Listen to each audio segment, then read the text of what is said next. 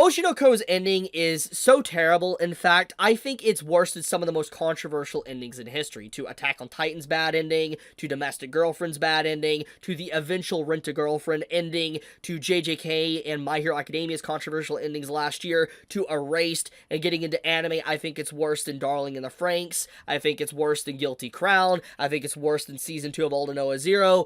I think, in general, Oshinoko is probably one of the worst endings I have ever experienced since I began reading manga and watching anime.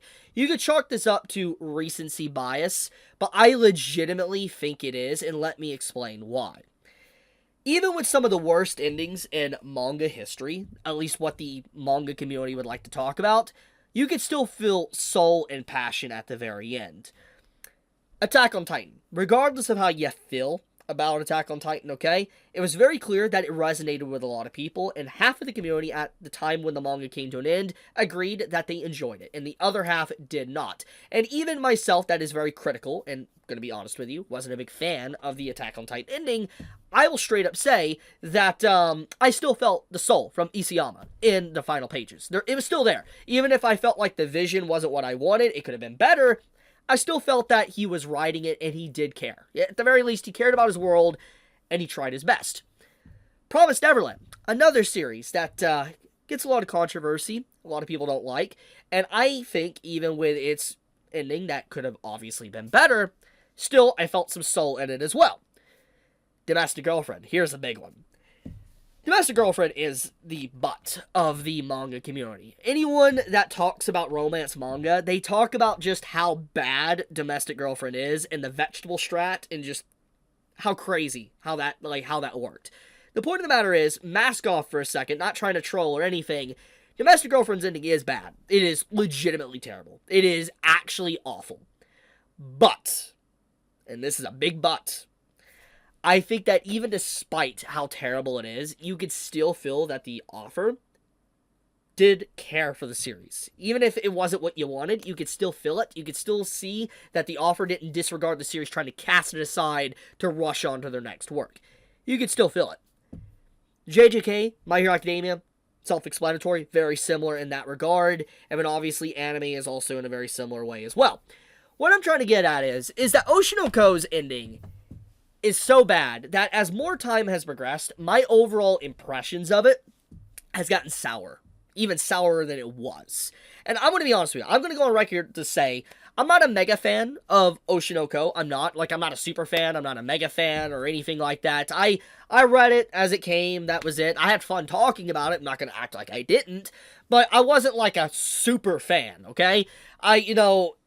And the fact that I'm not a super fan and I'm still upset about it really is just telling how bad that ending was. And let's explain. Fundamentally, the reason why Oshinoko's ending is so bad is because it was very obvious that Aka, the author of Oshinoko, not to be mistaken for the artist, Aka just did not care and wanted to move on to the next project. I've talked about this in my final chapter reviews of Oshinoko. I talked about how Aka was working on another series on the side while Oshinoko was being worked on, and you could see that the overall quality of Oshinoko kind of dipped a bit, and then the series that Aka was working on besides Oshinoko got completely canceled, and because of the overall nature of that, I felt like there was a lot of anger that Aka had and took it out on Oshinoko. And upon that happening, Aka was already lining up the next work, which was announced literally before even the final chapter of Oshinoko came out, basically implying that Aka was already in talks with other authors or artists and stuff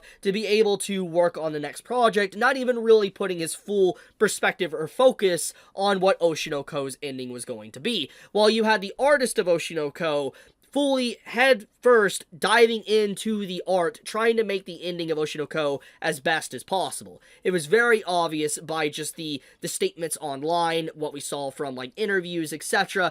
But I'm getting ahead of myself. What I'm trying to say is that it was fundamentally obvious for anyone that was paying attention to Aka's overall personality and how he was, that he just did not care about Oshinoko anymore. He wanted to move on. And this isn't just a joke or trying to say, oh, he gave up. No.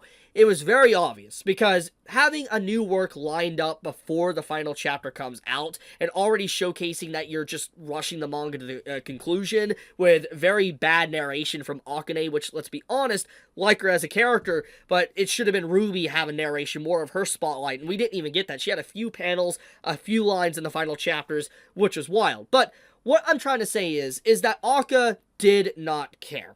And there was already indication that, he was like this from Kaguya-sama.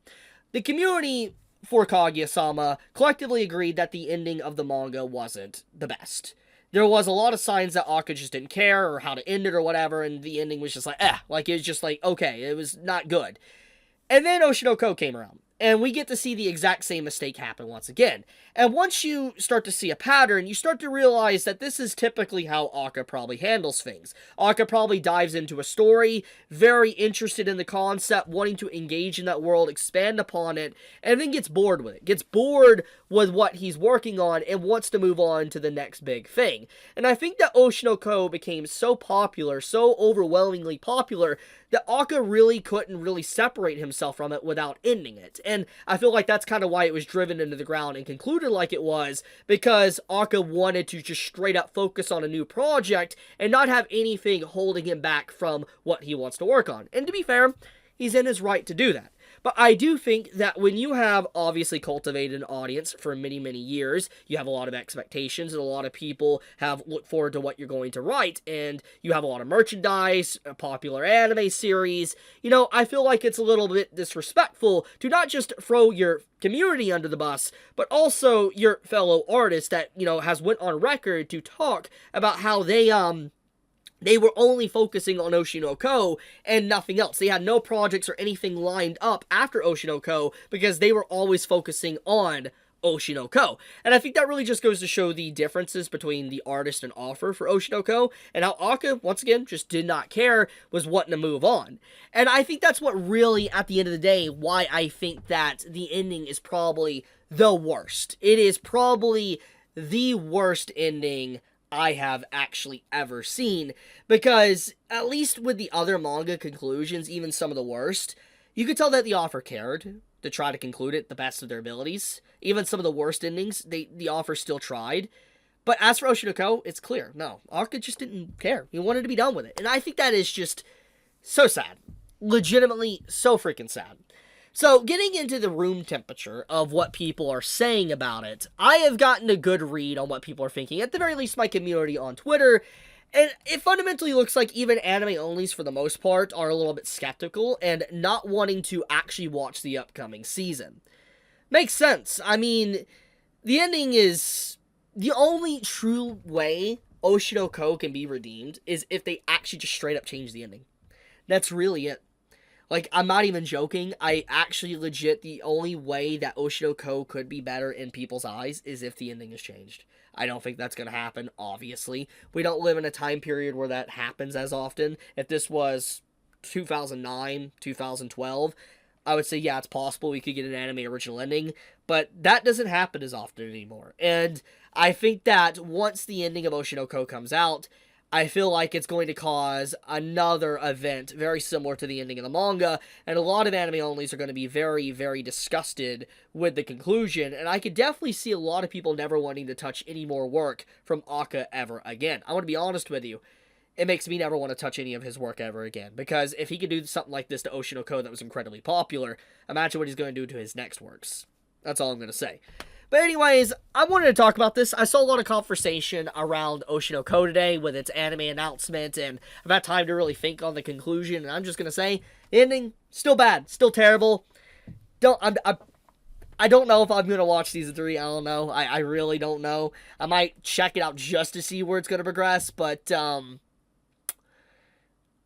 are you going to be watching it?